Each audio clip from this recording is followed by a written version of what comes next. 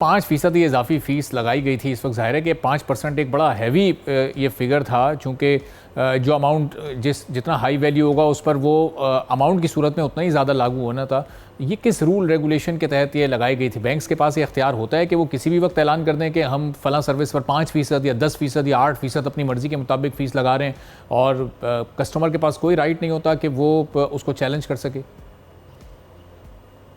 دیکھیں، اس میں دو چیزیں ہوتی ہیں. آپ بینک جو ہے وہ اپنا بزنس جو ہے کس طرح سے ہینڈل کرنا چاہتے ہیں، اس میں ان کو مکمل اختیار ہوتا ہے، اور وہ فیس لگا سکتے ہیں. اکثر بینکس اگر آپ نے دیکھا ہو وہ یہ بھی کہتے ہیں کہ ٹھیک ہے، اگر آپ نے منیمم ڈپازٹ جو ہے وہ 5,000 سے کم رکھیں گے تو آپ پہ ایک فی لگ سکتی ہے، ایک کچھ سرٹن، مطلب کوئی چھوٹی موٹی فی.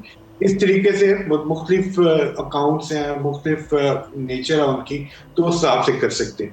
تو یہ اختیار کے ایک منیمم بیلنس پہ اور ایک ہائر بیلنس پہ مطلب وہ فی لگا سکتے ہیں. اس میں کوئی مطلب ان کو روک کوئی نہیں ہے، وہ کر سکتے ہیں.